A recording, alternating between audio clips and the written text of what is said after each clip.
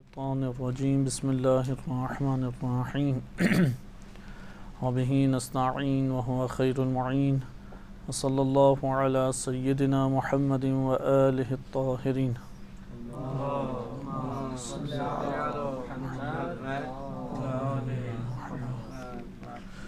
افکار شہید مطہری رحمۃ اللہ علیہ کے ذیل میں ہم معاشرہ اور اس کی بنیادوں کو مطالعہ کر رہے تھے۔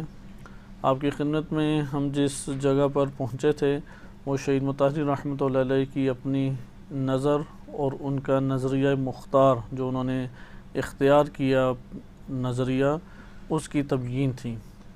شہید رحمۃ اللہ علیہ کی نظر میں معاشرہ بھی حقیقت رکھتا ہے اور فرد بھی حقیقت رکھتا ہے، اور یہ دونوں حقائق موجود ہیں وجودی طور پہ، اور ان دونوں کے درمیان جو تعلق ہے وہ اس طریقے سے ہے کہ معاشرہ بھی ایک نوع استقلال رکھتا ہے اور فرد بھی ایک نوع استقلال رکھتا ہے، لیکن معاشرے کے اجزاء یہی افراد ہیں اور معاشرہ اپنے اجزاء کا محتاج بھی ہے، اور یہ اجزاء جو ہیں وہ ترکیب کے محتاج ہیں، اور ان میں ایک نوع ترکیب بھی پائی جاتی ہے جس کو پانچویں ترکیب کے عنوان سے ہم نے آپ کی خدمت میں ذکر کیا تھا۔ اس کے بعد شہید رحمۃ اللہ علیہ نے اپنے نظریے کی تفصیل قرآن کریم کی آیات کے تناظر میں بیان کی ہے۔ انہوں نے قرآن کریم کے آیات میں جس آیت کو سب سے پہلے ذکر کیا وہ قرآن کریم میں سورہ حجرات آیت نمبر 13 تھی، جس میں ارشاد باری تعالی ہوتا ہے: یا ایہا الناس ان خلقناکم من ذکر و انثی وجعلناکم شعوبا و قبائل لتعارفوا۔ پھر آیت کریمہ آگے بھی چلتی ہے: ان اکرمکم عند اللہ اتقاکم۔ اس آیت میں شہید رحمۃ اللہ علیہ نے ذکر کیا کہ علامہ طباطبائی رحمۃ اللہ علیہ نے المیزان میں اس کو تفصیلاً ذکر کیا ہے، اور ادھر سے ہی انہوں نے ان مطالب کو اخذ کیا ہے، اور جو تفصیل جاننا چاہتا ہے وہ المیزان کی طرف رجوع کرے۔ مختصر یہ کہ شہید نے جو بیان کیا ہے وہ آپ کی خدمت میں پہلے 2-3 پوائنٹس میں بیان کیا جائے، اور پھر شہید ہی کی رہنمائی میں ہم المیزان کی طرف تفصیلاً رجوع کرتے ہیں کہ گزشتہ درس میں اس کا کچھ حصہ المیزان سے آپ کی خدمت میں بیان کیا گیا تھا۔ شہید رحمۃ اللہ علیہ اس آیت سے یہ استدلال کرتے ہیں کہ معاشرے کی اصل بنیاد مذکر اور مؤنث سے تشکیل پانے والا گھرانہ یا تشکیل پانے والا خانوادہ ہے، اور یہ پہلا اجتماعی ہمارے پاس عنصر ہے کہ جس کے اندر یہ قوانین اللہ سبحانہ و تعالیٰ کے جاری ہوتے ہیں، جسے اللہ تعالیٰ نے قرآن کریم میں ذکر کیا ہے، اور اسی عنصر سے آہستہ آہستہ معاشرے تشکیل پاتے ہیں۔ مثلا خاندان بنتے ہیں، خاندانوں سے قبائل، اور قبائل سے پھر آگے قصبے ہیں، شہر ہے، اور ایک ریاست کی صورت میں پورا معاشرہ جنم لے لیتا ہے۔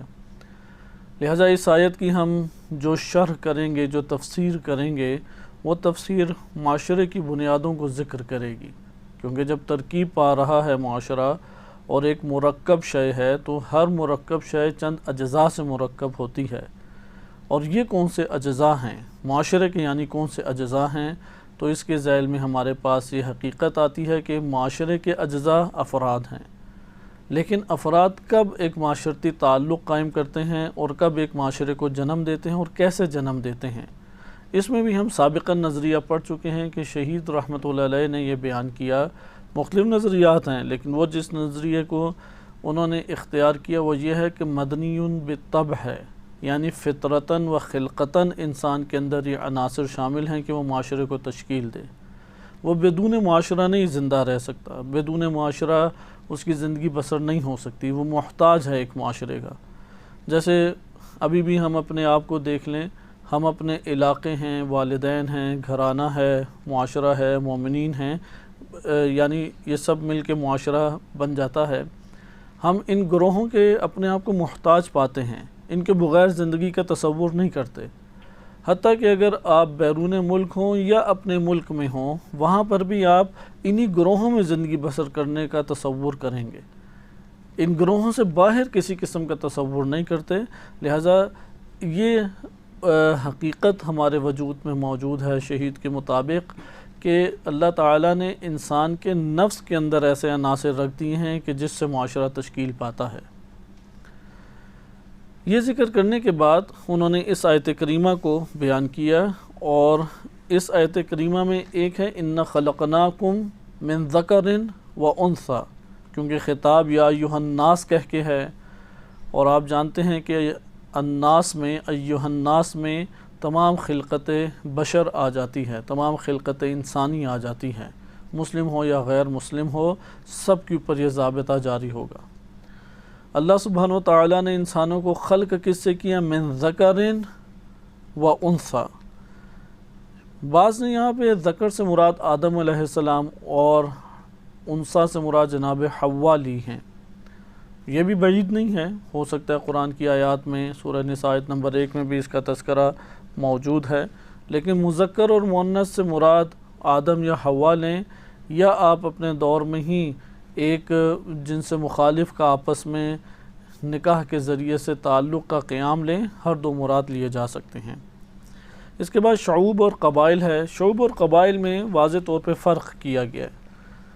اب ادھر چند احتمالات ہیں شعوب اور قبائل میں، کیونکہ مذکر اور مؤنث وہ بنیادی اکائی ہے کہ جس سے معاشرے کی ابتدا ہوتی ہے۔ شعوب اور قبائل اس کا پہلا ہدف ہیں جو معاشرے کے اندر اللہ یعنی پہلے ہدف کی تکمیل کے لیے ایک اہم ترین ہمارے پاس عنصر ہیں، یا حقیقت معاشرہ کی طرف اشارہ ہے شعوب اور قبائل کہہ کے، اور دو ہدف یہاں پہ ذکر کیے گئے ہیں۔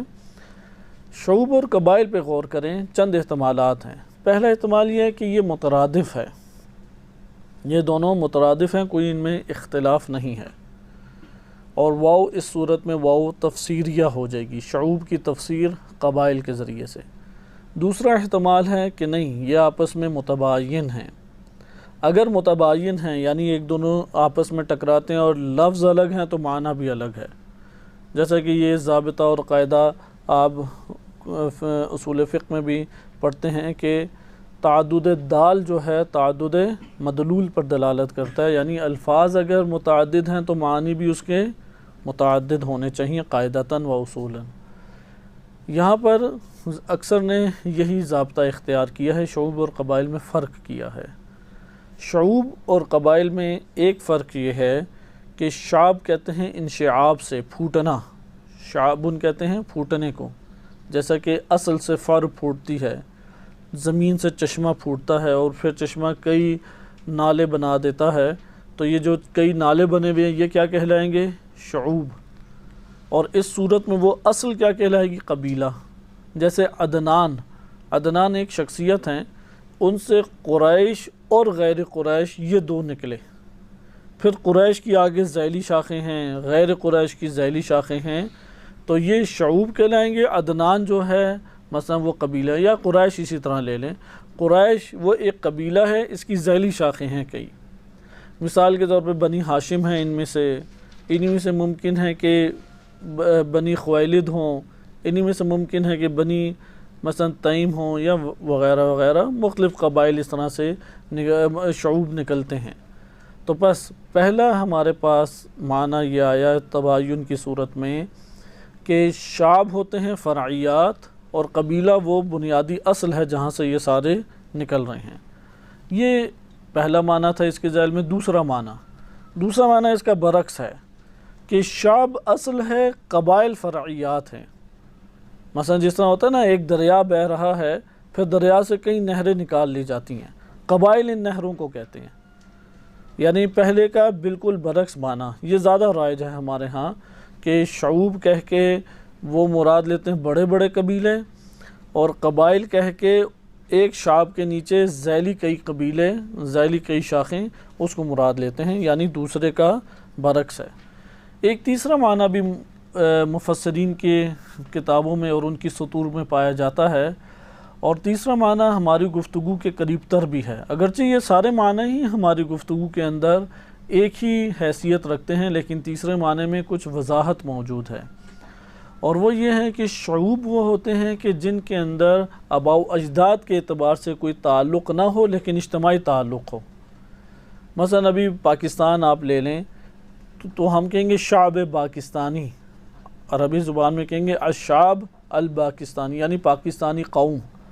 اب یہ جو پاکستانی قوم ہیں ان میں سب کے آباء و اجداد جدا جدا ہیں، مختلف قسم کے خاندان ہیں، مختلف قسم کے نسب ہیں، لیکن وہ ملت کے اعتبار سے، ریاست کے اعتبار سے، ایک معاشرے میں رہن سہن اور ثقافت اور ایک ریاستی معاشرتی زندگی کے اعتبار سے ایک ہیں۔ لہٰذا اس پوری قوم کو کیا کہا جائے گا؟ شعب۔ اور اس کے ذیل میں جو آ جائیں گے مختلف قسم کے نسب، وہ قبائل کہلائیں گے۔ یعنی کیا نسب سے کیا مراد ہے؟ کہ آباء و اجداد کی بنیاد پر بننے والا معاشرہ۔ بس اس طور پہ ہم تیسرے معنی میں کہہ سکتے ہیں کہ دو معاشرے ہمارے سامنے آ گئے، ہمارے سامنے دو معاشرے آ گئے۔ ایک جامع اور بزرگ تر ہے، اس کو کہیں گے شعب، جس کی جمع شعوب۔ ایک جامع اور بزرگ تر ہے جسے کہیں گے شعب اور شعوب، اور دوسرا اس کی نسبت محدود تر ہے معاشرہ ہی لیکن محدود تر ہے، جیسے آباء و اجداد کی بنیاد پہ بننے والے خاندان اور قبائل ہیں۔ انہیں قبائل سے تعبیر کی ہے، یہ پس قبائل وہ ہو جائیں گے جن میں آباء و اجداد کی بنیاد کے اوپر ایک تعلق اور ربط قائم ہوتے ہوئے معاشرہ جنم لیتا ہے، اور شعوب کہیں گے کہ جو اس سے بالاتر ہو کے معاشرتی زندگی اور معاشرتی روابط کی بنیاد پہ جو ایک معاشرہ جنم لیتا ہے وہ کیا کہلائے گا؟ شعوب کہلائے گا۔ بس شعوب اور قبائل ہمارے پاس اس طور پہ دو جدا ہو گئے۔ اگر ہم اس معنی کو لے لیں تو دنیا میں کئی قومیں آباد ہیں، یعنی کئی شعوب ہیں۔ شعب پاکستانی ہے، شعب افغانی ہے، شعب ترکی ہے، شعب مثلا ایرانی ہے، شعب مثلا امریکائی ہے، شعب عرب ہے، وغیرہ وغیرہ۔ یہ قومیں ہیں ساری کی ساری مختلف۔ شعوب بے معنی قوم ہو جائے گا، اور قوم میں آباء و اجداد کی بنیاد کے اوپر تعلق اور ربط کو مد نظر نہیں رکھا جاتا، بلکہ شعوب میں ایک معاشرتی ربط اور تعلق کی بنیاد پہ ایک جگہ پہ جمع ہونے والا معاشرہ جو بڑے پیمانے پہ پھیلا ہوا ہو۔ قبائل وہ ہوتے ہیں جو آباء و اجداد کی بنیاد کے اوپر، جس طرح ابھی بھی مثلا سید ہے، یہ ایک ہے، آوان ہے، یا اگر آپ خیبر پختونخوا چلے جائیں وہاں پہ وہ زئی کر کے ہے، ابراہیم زئی ہے یا فلاں زئی ہے، یہ قبائل اور آباء و اجداد کی بنیاد پہ اکٹھے ہونے والے یہ معاشرے ہیں جنہیں قبائل سے تعبیر کیا جاتا ہے۔ اردو میں یہ تعبیر چلتی بھی ہے قبائل، جو آباء و اجداد کو شو کرتی ہے، آباء و اجداد کی بنیاد پہ ربط اور تعلق کو بیان کرتی ہے۔ اللہ سبحانہ وتعالی نے شعوب اور قبائل میں انسانوں کو پورے کی پورے روئے ارض کے اوپر تقسیم کر دیا، اور اس تقسیم کا کوئی انکار نہیں کرتا۔ آج شناختی کارڈ اسی کے اوپر بنتا ہے، ملیتیں اسی سے پہچانی جاتی ہیں، انسان کی ظاہری شناخت وہ اسی کے ذریعے سے ہوتی ہے، حتیٰ کہ انسان کے اندر اللہ تعالیٰ نے جسمانی طور پہ فطرتاً یہ داستان لکھ دی ہے جسے ڈی این اے کہا جاتا ہے۔ ڈی این اے کے ذریعے سے بھی یہ تقسیمات ہمارے سامنے آج آ جاتی ہیں، لہٰذا اس کا انکار کرنا نہ سائنسی طور پہ ممکن ہے اور نہ نظریاتی طور پہ ممکن ہے۔ یہ جو قرآن نے حقیقت بیان کی ہے یہ انسان کی خلقت میں شامل ہے، اسی لیے لفظ آیا کہ خلقناکم، انا خلقناکم، خلقت سے اس کا تعلق ہے، کوئی اس کی خلاف ورزی نہیں کر سکتا۔ اس لیے ہر وہ شے جو اس شعوب اور قبائل کے سسٹم کو آ کے توڑتی ہے، نسب کے سسٹم کو اور نظام کو متاثر کرتی ہے، وہ حرام ہے۔ جیسے زنا ہو گیا، زنا کیوں؟ اس میں بنیادی عنصر حقیقت اللہ سبحانہ وتعالیٰ کے ہی علم میں ہے۔ بعض حکمتیں ہمارے سامنے آشکار ہو جاتی ہیں، ان بعض میں سے ایک اہم حکمت جو بعض روایات کے میں مذکور بھی ہیں وہ یہی ہے کہ نسب اس سے ختم ہو جاتا ہے، نسب اس سے اوپر نیچے ہو جائے گا۔ اور بھی بہت ساری اس کی قباحتیں ہیں، لیکن نسب کے اعتبار سے بھی ایک حکمت اس کے اندر پائی جاتی ہے کہ نسب باقی نہیں رہتا، کیونکہ زنا کے ذریعے سے اولاد نہیں چلتی، زنا کے ذریعے سے نسل اور نسب آگے نہیں بڑھتا۔ تو یہ ہمارے پاس ایک پہلے نظام کی حد تک، یعنی اس کو کہتے ہیں خلقت میں معاشرے کا رکھ دینا۔ یعنی اگر کوئی ہم سے سوال کرے مدنی بالطبع ہے کہ یونانی فلاسفہ بھی اس کے قائل تھے، بڑے بڑے مفکرین عالم اسلام میں آئے وہ بھی اسی کے قائل ہوئے، تو آیا قرآن کریم اس بات کا قائل ہے یا مخالف ہے؟ تو یہاں پہ ہمارے پاس بہترین یہ آیت ہے، ان خلقناکم کی تعبیر بتاتی ہے مدنی بالطبع ہے، خلقت میں یہ عناصر اللہ نے رکھ دیے ہیں کہ تم تقسیم ہو، من ذکر و انثیٰ سے تقسیم ہو کے شعوبوں و قبائل، دو بڑے بڑے گروہوں میں آ جاؤ۔ اور شعوب ایک بڑی قوم کو کہیں گے، اس قوم کے ذیل میں چھوٹے چھوٹے یا ایک وسیع پیمانے پہ پھیلے ہوئے قبائل ہیں۔ ہر دو معنی کہ اس سے پہلے جو معنی ذکر کیے مراد لیے جا سکتے ہیں۔ یہاں سوال یہ پیدا ہوگا، اس طرح معاشرتی خلقت میں اللہ نے جو ہماری معاشرتی تقسیم کی ہے، اس کا ہدف کیا ہے؟ اس کا کیا ہدف ہمارے سامنے آتا ہے؟ اس کے اہداف ہمارے سامنے دو ہیں۔ اب تفصیل انشاءاللہ تعالی المیزان سے پڑھیں گے۔ ابھی شہید رحمۃ اللہ علیہ نے اپنی کتاب جامع در تاریخ و قرآن کہ معاشرہ قرآن اور تاریخ کے آئینے میں یا اس کی نگاہ میں، اس کتاب میں جو ذکر کیا وہ میں آپ کے سامنے پیش کر رہا ہوں۔ اسی کے حاشیے میں شہید نے یہ اشارہ کیا کہ آپ سورہ آل عمران آیت نمبر 200 کہ جو آخری آیت کریمہ ہے سورہ آل عمران کی، اس کے ذیل میں علامہ طباطبائی رحمۃ اللہ علیہ نے مفصلاً بحث کی ہے، اس بحث کا مطالعہ کیا جائے۔ اور ہمیں ادھر جو ذکر شہید نے کیا وہ اسی بحث سے انہوں نے انتخاب کر کے ذکر کیا ہے۔ لہٰذا ہم شہید کی پہلے گفتگو کو اس جگہ پہ 3-4 صفحوں پہ جو مشتمل ہے اس ذیل میں، اس کو ہم پہلے مکمل کر لیں، پھر المیزان کی طرف ہم منتقل ہوتے ہیں۔ یہاں تک تو یہ بات ہمارے سامنے آ گئی کہ شہید رحمۃ اللہ علیہ کی نظر میں مدنی بالطبع کا نظریہ اس آیت کریمہ سے ثابت ہو جاتا ہے، اور استدلال میں شاہد مثال کون کون سی چیزیں ہیں؟ ان خلقناکم، خلقت جو ہے وہ انسان کی طبع اور فطرت کی طرف اشارہ کرتی ہے۔ من ذکر و انثیٰ، یہ ذکر اور انثیٰ دونوں کے ارتباط سے شعوب و قبائل کا وجود میں آنا، شعوب اور قبائل یہ ذکر کرتے ہیں معاشرے کی تشکیل کا۔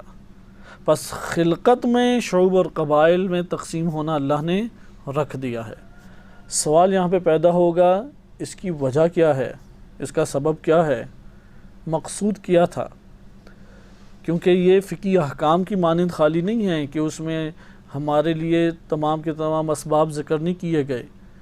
یہاں پر تو انسان کی زندگی کی اہداف اور اس کے اسباب خلقت بیان کیے گئے ہیں، لہذا قرآن نے ذکر کیا کہ یہ شعوب اور قبائل میں تمہیں تقسیم کرنے کا ہدف ہے لتعارفوا، تاکہ تم ایک دوسرے کو پہچان سکو۔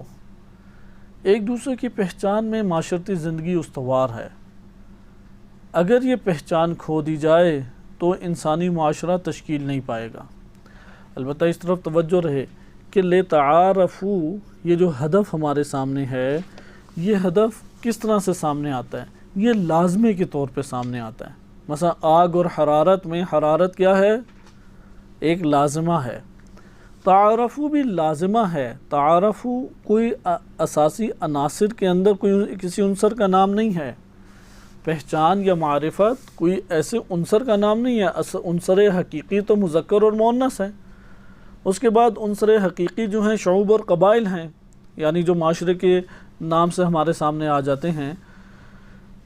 سوال پیدا ہوگا، یہ پہچان پھر کہاں سے پھوٹتی ہے؟ یہ پہچان انہی شعوب اور قبائل سے جنم لیتی ہے، یعنی اسی جنم لینے سے مراد ہے کہ ان کے ہمراہ ہے یہ۔ اس لیے شہید رحمۃ اللہ علیہ نے اس کو لازمہ قرار دیا ہے۔ مثلا آگ جب لگتی ہے تو حرارت ہمیشہ اس کے ہمراہ ہے۔ اب کسی شخص نے آگ سے سروکار رکھنا ہے تو حرارت پھر بھی جنم لے گی، کیونکہ حرارت اس سے جدا نہیں ہے۔ یہ مطلب ہمارے لیے لازمہ اور غیر لازمہ کی بحث اس لیے ضروری ہو جاتی ہے کہ بعض اوقات انسان کو یہ حاجت پیش آتی ہے کہ وہ اساسی نکات کو جان سکے، بنیادی چیزوں کو جان سکے، بنیادی عناصر کی تلاش میں ہوتا ہے۔ ان بنیادی عناصر میں اسے نتائج تو نہیں فوراً سامنے آتے، نتیجہ ہمیشہ خارج ہوتا ہے ان عناصر سے جو اساسی عناصر ہیں۔ لہٰذا یہاں پر بھی آپ ملاحظہ کریں کہ مذکر اور مؤنث بنیادی عناصر، اور ان عناصر کی بنیاد پہ ایک معاشرے کی تشکیل، لیکن جیسے ہی جس طرح آگ ہو تو ہمیشہ حرارت ساتھ ساتھ ہوگی، اس طرح ہو نہیں سکتا کہ شعوب اور قبائل ہوں اور پہچان نہ ہو۔ پہچان حتماً ہوگی۔ وہ قبیلے کا نام لے گا تو ایک پہچان جنم لے گی، وہ اپنے شعب کا نام قوم پاکستانی کہے گا تو ایک پہچان جنم لے گی۔ اس کو کہتے ہیں لازمہ۔ لہٰذا یہ لازمے کے طور پہ ہمارے سامنے لتعارفوا، یہ نتیجہ لازمے کے طور پہ آتا ہے۔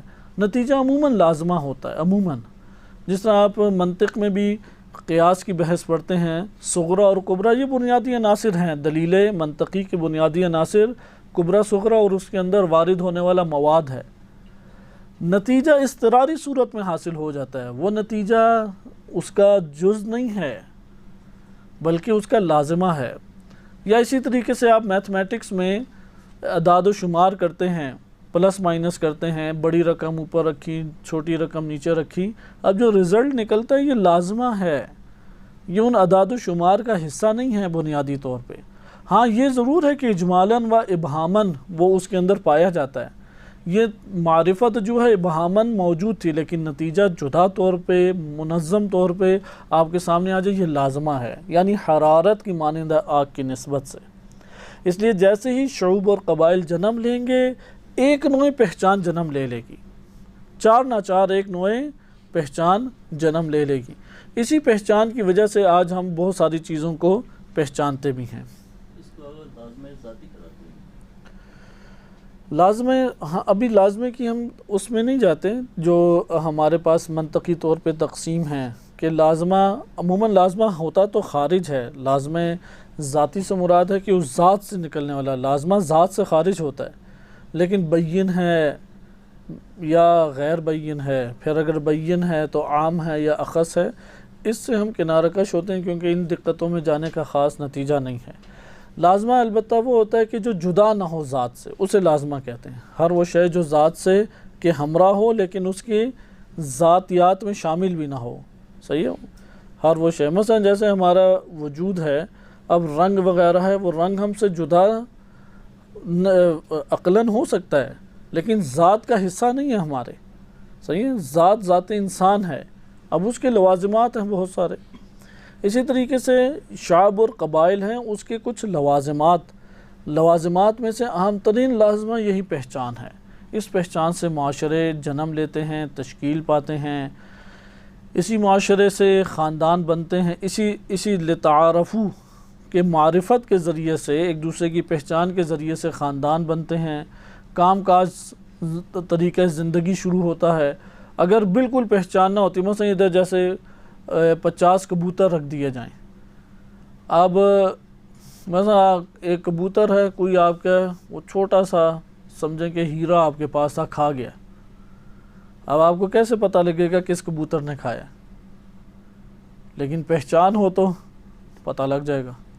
یا آپ نے ایک کبوتر کو بڑا تربیت کیا ہے تاکہ وہ پرانے دور میں خط رسانی کا کام، خطوط پہنچانے کا کام ان پرندوں سے کیا جاتا تھا، تو آپ کو کیسے معلوم ہوگا کون سا میں نے پرندہ ہے وہ تربیت کے لیے رکھا ہے؟ آپ کوئی علامت اس کے اوپر لگائیں گے۔ آج بھی یہ جنہوں نے کبوتر رکھے ہوتے ہیں اور وہ پرواز اور اڑان کے مقابلوں میں شرکت کرنی ہوتی ہے، انہوں نے پہچان لگائی ہوتی ہے اس کی، علامات اسے اونٹوں میں ہیں، عربوں میں رائج تھا، وہ علامت لگا دیا کرتے تھے، علامت گزاری کرتے تھے، گھوڑوں پہ علامت گزاری کی جاتی تھی، گھروں میں اسی طرح سے کی جاتی ہے۔ علامت اور پہچان کے علاوہ معاشرہ چل نہیں سکتا۔ آپ دقت کریں اور بہت سارے آپ کو محاسن نظر آ جائیں گے، مثلا دوست اور دشمن کی پہچان نہیں ہو سکتی، اسی طریقے سے مجرم کی اور منصف کی پہچان نہیں ہو سکتی۔ پہچان انسان کھو دے تو سب ایک جیسے نظر آئیں گے، وہ معاشرہ چلا ہی نہیں سکے گا۔ لہذا معاشرہ چلنے کے لیے اس لازمے کی رعایت ضروری تھی، لتعارفوا۔ اللہ سبحانہ و تعالیٰ نے لتعارفوا کے لیے یہ بنایا۔ اسی لیے آپ قبائل میں دیکھیں، انسان کے اجداد سے اس کے ظاہری قیافے ملتے ہیں۔ ایک تو ڈی این اے میں بھی اللہ تعالیٰ نے یہ داستانیں لکھ دی ہیں جسے آج سائنس پڑھ رہی ہے، لیکن قیافے جو ہیں وہ انسان کے ملتے ہیں، سب کے قیافے کاملاً ایک جیسے کبھی نہیں ہو سکتے۔ اس کے جو اجداد ہیں ان کا اس کے اوپر اثر واضح طور پہ نمایاں ہوتا ہے، اور انہی کے اثرات کے ذریعے سے اس کی ظاہری پہچان بھی ممکن ہو پاتی ہے۔ خلاصہ کلام یہ تھا ایک ظاہری ہدف، لیکن اسی کے ذیل میں ایک اور ہدف بھی بیان کیا، کیونکہ یہ جو ہدف دین اسلام نے ذکر کیا شعوبا و قبائلہ، اس سے کسی کو کسی پہ فضیلت دی جا سکتی ہے؟ جواب واضح طور پہ ہے نہیں۔ اس سے کسی قسم کا کوئی امتیازی برتاؤ کیا جا سکتا ہے؟ جواب میں نفی کا جواب ہمیں ملے گا، اور نبی صلی اللہ علیہ وسلم نے اس چیز کو آ کے سختی سے دبایا اور مومن کو مومن کا ہمکف قرار دیا۔ مومنہ کے لیے مومن ہے اور مومن کے لیے مؤمنہ رکھی ہے، زانی کے لیے زانیہ ہے، مشرک کے لیے مشرکہ ہے، لیکن مسلم و مومن کے لیے مومنہ و مسلمہ ہے، نہ کہ اس کے لیے بدکارہ ہے۔ اس لیے اسلام نے کس طرح سے ہمکف جوڑا ہے، اس کو ہمکف قرار دیا ہے یہ کہ سب کے سب شعوب اور قبائل برابر ہیں۔ ہاں اگر نبی صلی اللہ علیہ وسلم کی وجہ سے صرف احترام کی حد تک سادات فاطمی، نہ کہ تمام سادات، کیونکہ سادات بنی جناب ہاشم سے چلے ہیں، صرف سادات فاطمی کو ایک نوع احترام دینا تو وہ خود اس کی وجہ سے نہیں ہے، اس میں بھی دینی پہلو موجود ہے، اور وہ عزت و احترام رسول اللہ ہے، وَإِلَّا اس وجود کی تو کوئی بھی ایک دوسرے سے فرق نہیں ہے، نہ مٹی میں کوئی فرق ہے، نہ خون اور گوشت پوست میں کوئی فرق ہے، اور نہ قد کاٹ میں کوئی فرق ہے، ان چیزوں سے فرق نہیں آتا، اس میں بھی ایک دینی پہلو موجود ہے، اور وہ احترام رسول و محبت رسول صلی اللہ علیہ وسلم ہے، کہ اگر کوئی شخص کسی شخص کا احترام کرنا چاہتا ہے تو اس کے بچے کے احترام کے ذریعے سے اس شخص کا احترام کیا جاتا ہے، کہ جناب سیدہ سلام اللہ علیہ نے خطبہ فدق میں بھی اس چیز کو بیان کیا اور اس مقولے کو ذکر کیا کہ بچے کے احترام کے ذریعے سے اس فرد کا احترام کیا جاتا ہے جس کا تم احترام کرنا چاہتے ہو۔ مثلا میں آپ کا احترام کرنا چاہوں، آپ کے اولاد آئی ہو تو میں آپ کی وجہ سے اس سے ایک نیک برتاؤ کروں گا، جس کی وجہ سے معاشرے میں ظاہر ہو کہ حقیقت میں بچے کا نہیں آپ کا احترام کیا گیا ہے۔ یا اسی طرح سے کوئی نمائندہ آتا ہے، مثلا رہبر معظم کی طرف سے کوئی نمائندہ آیت اللہ سیستانی کو ملتا ہے، آیت اللہ سیستانی اس کا غیر معمولی احترام کرتے ہیں، تو پھر اسے کہتے ہیں کہ یہ در حقیقت رہبر معظم کا میں نے احترام کیا ہے۔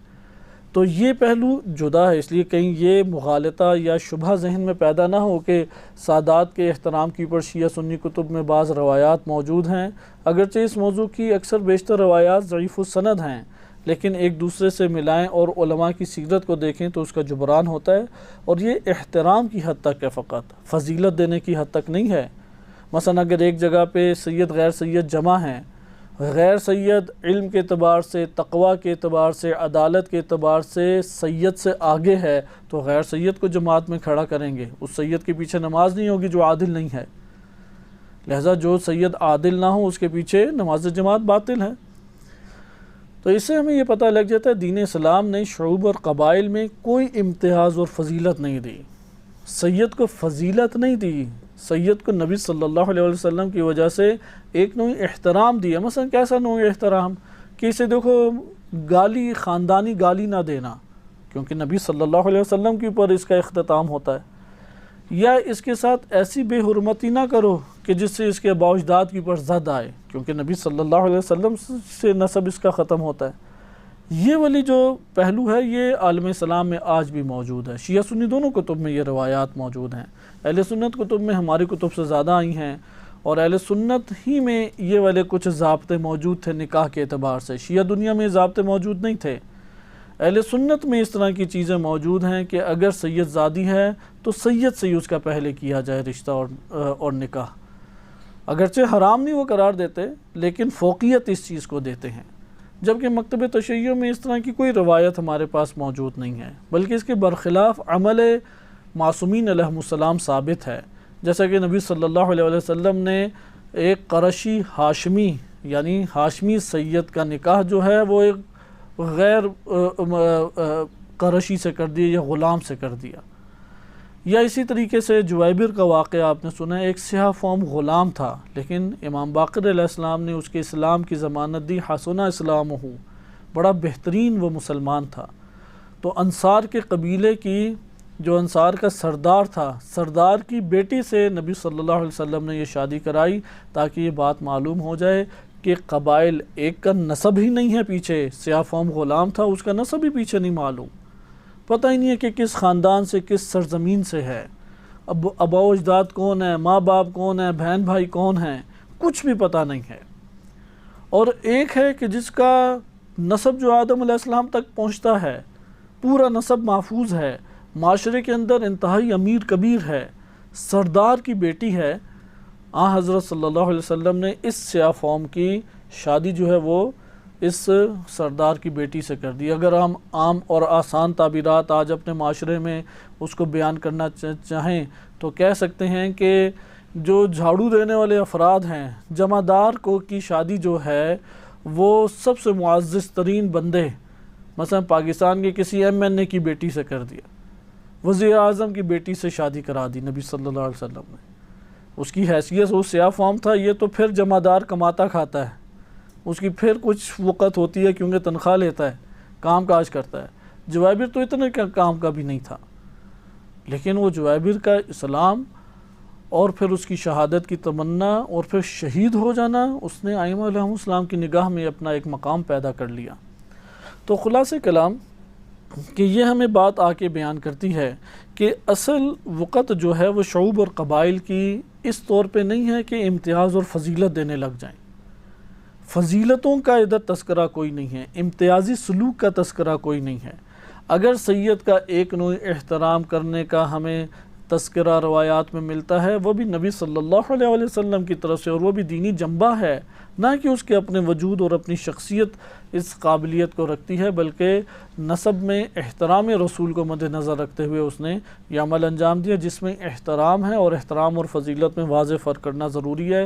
اور اس کی سب سے بہترین مثال یہی نماز جماعت کا مسئلہ ہے کہ اگر سید غیر عادل ہے اور غیر سید عادل ہے تو وہاں پہ سید کے پیچھے نماز باطل ہے۔ دین اسلام نے اسے فضیلت نہیں دی لوگوں کے اوپر کہ جاؤ تم جا کے نماز جماعت پڑھا دو۔ یہاں پہ شہید رحمۃ اللہ علیہ ایک اور نقطہ بھی ذکر کرتے ہیں، اس نقطے کی تمہید اور وہ مقدمے کے بغیر ہمارے لیے ممکن ہے کہ سمجھنا ایک حد تک مشکل ہو جائے، لیکن وہ انشاءاللہ تعالی آہستہ آہستہ ہمارے سامنے آئے گا، اور وہ کئی موضوعات سے تعلق رکھتا ہے، مثلا مہدویت سے اس کا گہرا تعلق ہے۔ اور وہ مسئلہ یہ ہے، بس ایک ہدف ہمیں پتہ لگ گیا، اس آیت میں کتنے اہداف ذکر کیے گئے ہیں؟ 2۔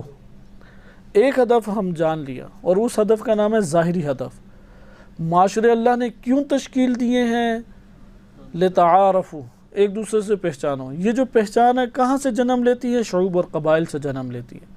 شعوب اور قبائل بنائے کیوں تھے اللہ تعالیٰ نے؟ اسی نتیجے کے لیے کہ ایک دوسرے کو پہچان لیں۔ اگر یہ نتیجہ مد نظر نہ ہوتا، یہ لازمہ مد نظر نہ ہوتا تو اللہ سبحانہ وتعالیٰ شعوب اور قبائل بھی نہ بناتا۔ یہ ظاہری ہمارے پاس ایک ہدف اور ایک سبب آ گیا۔ دوسرا ہدف، لیکن دوسرے ہدف کو بیان کرنے سے پہلے شہید نے خود اشارہ کیا ہے، وہ تفصیل ذکر نہیں کی کیونکہ اس کی تفصیل وہ کئی کتابوں میں اپنی ذکر کر چکے ہیں، اور وہ ہے کہ اجتماعی کمال، آیا اجتماعی کمال ہونا ضروری ہے یا نہیں؟ مثلا انسان ذاتی اور شخصی طور پہ کمال حاصل کر لیتا ہے یا نہیں؟ انسان معاشرے کے اندر اجتماعی کمال کا محتاج ہے۔ البتہ اس سے پہلے ایک اور بات کر دینی چاہیے، اور وہ یہ ہے کہ انسان اپنے نفس کے اندر فطرتاً کمال کا خواہاں ہے، کمال کو چاہتا ہے، ہر شخص کمال کو چاہتا ہے۔ یہ الگ بات ہے کہ وہ کمال قرار کسے دیتا ہے، یہ ایک الگ مسئلہ ہے، لیکن کمال کو وہ چاہتا ہے۔ کس طرح سے چاہتا ہے کمال کو؟ مثلا ہر شخص چاہتا ہے کہ میں عیوب اور نقائص سے پاک ہو جاؤں۔ یہ وجہ کہ اگر کوئی شخص عیوب اور نقائص اپنے وجود میں دیکھتا ہے، یا کوئی اس کی طرف عیوب اور نقائص کا اشارہ کرتا ہے، تو یہاں پہ وہ جذباتی اور احساساتی ہو جاتا ہے، یا اپنا دفاع لازم سمجھتا ہے، یا اس عیوب اور نقائص سے چھٹکارے کی خواہش اپنے نفس میں کم سے کم پاتا ہے۔ ایسا ہے یا نہیں؟ یہ طبیعتاً و فطرتاً ہے۔ تو ایک چھوٹا بچہ جو ابھی شعور نہیں رکھتا، وہ بھی یہ چاہے گا کہ میں کمال پیدا کر لوں۔ مثلا اگر آپ نے اوپر الماری میں کوئی چیز رکھ دی ہے اور اب اس کا قد چھوٹا ہے، تو وہ اندر خواہش کرے گا کاش میں بڑھ جاؤں، کاش میرا قد بڑھ جائے اور میں وہ چیز لے لوں۔ اڑ نہیں سکتا، اور کمال اسے اڑنے میں دکھائی دے گا، خواہش کرے گا کہ میرے بھی پر ہوتے۔ انسان اپنے وجود میں کمال کو پانا چاہتا ہے، یعنی عیوب اور نقائص کو ختم کرنا انسانی فطرت میں اللہ تعالیٰ نے رکھ دیا ہے۔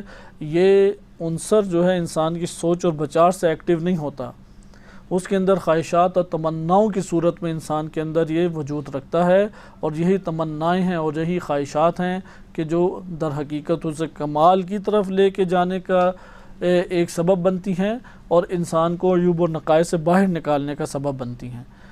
خطا انسان یہاں نہیں کرتا کہ وہ کمال کا خواہش مند ہے یا نہیں، خطا اس جگہ پہ کرتا ہے کہ اس کی معلومات کے مطابق کمال کون سی چیز ہے۔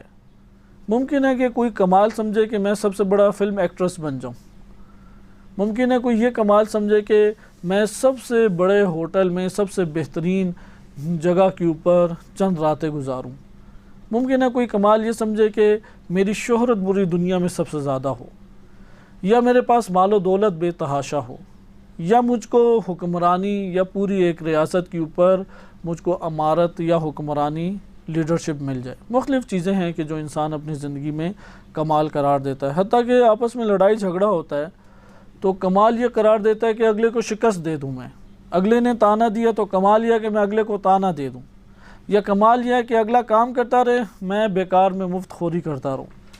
تو انسان اپنے کمال کے اندر جو ہے وہ مختلف ایسی چیزیں ہیں کہ جن کو اپنی معلومات کے مطابق کمال قرار دیتا ہے، کمال قرار دینے میں خطا کرتا ہے، لیکن کمال پانے کے اعتبار سے اپنے نفس میں خواہش اور تمنا وہ ہمیشہ پائے گا، سوائے اس شخص کے جو مریض ہے، کیونکہ یہ صحت مند انسانوں کی بات ہے جنہیں اللہ تعالیٰ نے صحت و سلامتی کے ساتھ خلق کیا۔ ایک مریض ہے اور نا امید ہے تو نا امید کی باتیں ادھر نہیں کی جا رہی، جیسے کہ آج کے دور میں جنسی شہوات کے ایک بھرپور دباؤ اور پریشر کے بعد سب سے بڑا جو عنصر انسان کے اوپر، انسانی معاشروں کے اوپر جس چیز کو دھاوا بول کے حملے کی صورت میں برپا کیا جا رہا ہے وہ مایوس اور نا امید کرنا ہے۔ حتیٰ کہ ابلیس کو ابلیس اسی لیے کہتے ہیں کہ بلاسا سے ہے، ابلسا یبلس و ابلاس، ابلاس سے ابلیس بنا، ابلیس ہے یعنی نا امید ہو جانا۔ آج کے دور میں نا امیدی کو جان کے پھیلایا جا رہا ہے، جان کے تمنائیں و خواہشات کاذب خواہشات بنا دی جاتی ہیں، جھوٹی خواہشات کو بھڑکا دیا جاتا ہے، اور جب وہ عملی میدان میں قدم رکھتا ہے تو وہ خواہشات پوری ہونے والی ہیں ہی نہیں۔ تو انسان جب یہ دیکھتا ہے کہ اس کی خواہشات پوری نہیں ہو رہی یا نا امید ہونا شروع ہو جاتا ہے، مثلا ادھر کوئی سال ہر سال رہے اس کا اقامہ ہی نہ ہو، اب وہ نا امید ہونا شروع ہو جائے۔ نا امیدی جو ہے یہ ایک بہت ضعف اور بہت بڑا مرض ہے انسانی نفس کے اندر۔ تو یہاں پہ ہم نا امیدی کی بات نہیں کر رہے، ہم ایک سالم اور صحت مند انسان کی بات کر رہے ہیں کہ وہ اپنے نفس کے اندر ہمیشہ تمنا اور خواہشات کے مطابق کمال چاہے گا اور عیوب اور نقائص کا خاتمہ اپنے وجود میں چاہتا ہے۔ یہ پہلا مقدمہ ہو گیا۔ اسی کے ذیل میں دوسرا مقدمہ، انسان کو کمال آیا انفرادی طور پہ مل سکتا ہے یعنی وہ اجتماعی کمال کی صورت میں کمال حاصل کر پائے گا؟ بہت اہم بحث ہے یہ جو مفکرین نے ہمارے چھیڑی ہے اور اس کو دقت سے مطالعہ کیا ہے۔ آیا انفرادی طور پہ اوج کمال تک پہنچ سکتا ہے اور وہ کمال اس کے لیے کہلائے گا؟ یعنی پہلی چیز پہنچ سکتا ہے اوج کمال تک، نمبر دو اور اگر پہنچ جائے تو وہ اس کا کمال کہلائے گا؟ اس کے مقابلے میں دوسرا نظریہ کہ یا ایسا نہیں ہے بلکہ اجتماعی طور پہ کمال حاصل ہو تو تب وہ کمال کہلائے گا، انفرادی طور پہ اوج کمال پر بھی پہنچ جائے تو وہ کمال نہیں کہلائے گا بلکہ اجتماعی طور پہ اگر کمال تک پہنچے تو کمال کہلائے گا۔ شہید رحمۃ اللہ علیہ کمال کی تکمیل جسے کہتے ہیں، اوج کمال تک انفرادی طور پہ پہنچ سکتا ہے، شہید اس کے قائل ہیں، لیکن وہ کہتے ہیں کہ کمال کی تکمیل کب ہوگی؟ جب معاشرتی اور اجتماعی کمال حاصل ہوگا، اجتماعی صورت میں کمال حاصل ہوگا۔ اوج کمال تک انفرادی طور پہ جیسے انبیاء اور معصومین علیہ السلام پہنچے بلا شک و شبہ، لیکن قوم کے اعتبار سے آپ دیکھیں قومیں تباہ ہوئیں، قومیں عذاب کا شکار ہوئیں، قوم نوح علیہ السلام پہ عذاب آیا، قوم لوط علیہ السلام پہ عذاب آیا، من حیث القوم دیکھیں تو کمال نہیں ملے گا، اس لیے کمال کی تکمیل بھی ضروری ہے۔ جیسے نبی صلی اللہ علیہ وسلم کی قوم رسول اللہ صلی اللہ علیہ وسلم یہ ابھی تکمیل کے راستے پہ، اور مہدویت اس تکمیل کا نام ہے، اور مہدویت اسی اجتماعی کمال کا نام ہے، اور یہ شہید رحمۃ اللہ علیہ نے خصوصیت کے ساتھ ذکر کیا ہے کہ کمال اجتماعی کا دوسرا عنوان وہ مہدویت ہے۔ اس لیے سب کی سب قومیں ترقی کرتے ہوئے ایک جگہ پہ پہنچ رہی ہیں، اور یہ جب اپنی اوج کمال کو پہنچیں گی تو اسی اوج کمال اجتماعی معاشروں کے اوج کمال کا نام کیا ہے؟ مہدویت۔ ہم نے مہدویت کی کئی تعریفیں پڑھی ہیں، اگر ان کو ایک جگہ پہ اکٹھا کر لیا جائے بڑا خوبصورت ہمارے پاس مجموعہ بن جاتا ہے، کیونکہ روایات قرآن اور روایات اہل بیت علیہ السلام سے یہ لی گئی ہیں یا ان مفکرین حضرات سے لی گئی ہیں۔ مثلا مہدویت یعنی عدل و انصاف کا قیام اور ظلم و ستم کی نفی، مہدویت یعنی حق کا غلبہ اور باطل کا دب جانا، مہدویت یعنی دین حق کا چھا جانا اور بقیہ دیان کا مٹ جانا۔ اسی طرح مہدویت یعنی اجتماعی کمال کا حصول، انسانی معاشروں اور انسانی اجتماعی زندگی کا اوج کمال کا نام کیا ہے؟ وہ مہدویت ہے۔ اچھا، یہ ہمارے پاس دوسرا مقدمہ ہو گیا اجتماعی کمال۔ تیسرا نقطہ یہ ہے، آیا اجتماعی کمال وحدت میں ہے یا اجتماعی کمال اختلاف میں ہے؟ یہ تین سوال بہت اہم ہیں، اور اس کے اوپر آپ جتنا غور کریں گے انشاءاللہ تعالی آپ کا ذہن مزید کھلتا چلا جائے گا۔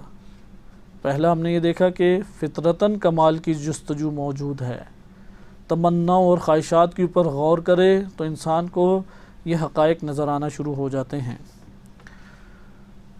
یہ الگ بات ہے کہ کمالات کی تشخیص میں اختلاف ہوتا ہے، جس کی معلومات نہیں ہیں، جو نفس کا پجاری ہے، وہ یقیناً پست چیزوں کو ہی کمال قرار دے گا۔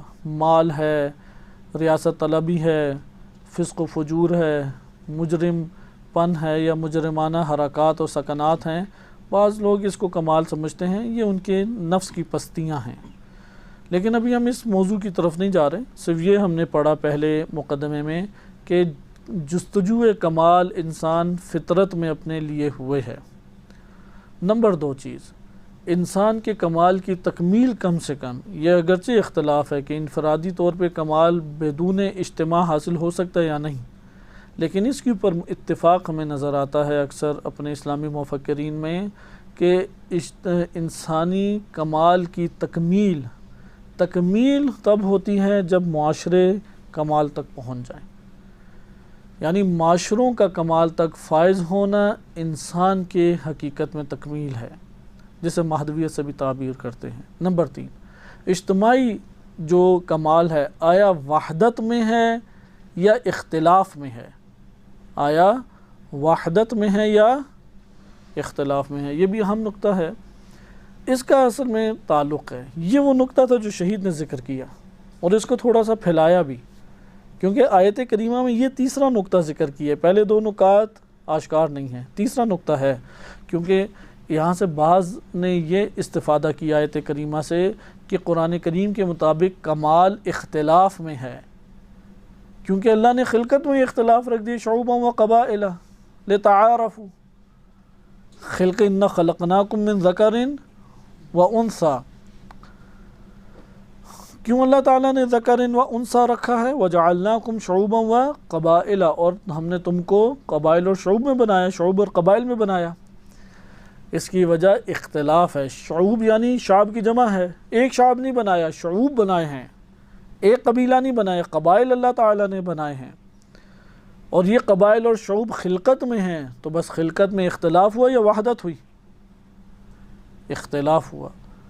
لہذا بعض نے یہ استفادہ کیا کہ انسان کا اجتماعی کمال اختلاف میں ہے، یعنی پاکستانی ہی نظر آئے، ایرانی نظر آئے، افغانی نظر آئے، عرب نظر آئے، یہ ہماری ایجنسیوں کو بڑی اچھی دلیل لگے گی کم سے کم، کیونکہ آسان ہو جاتا ہے مسئلہ، جہاں وحدت کی بات آئے تو وہاں مشکلات پیدا ہو جاتی ہیں۔